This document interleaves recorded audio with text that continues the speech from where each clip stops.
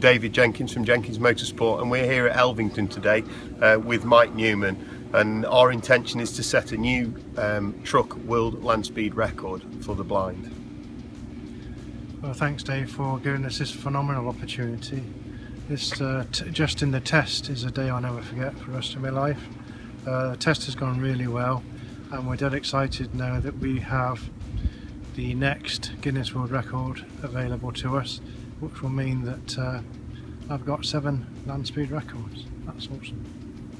Just to reiterate on what Mike said today, the test today has been amazing. We've got a slight technical glitch which has stopped us from stretching our legs any further, but Mike's ability today and his communication with me and the way that we've worked together has been absolutely amazing for my part, and I'm really looking forward to being involved in this amazing challenge.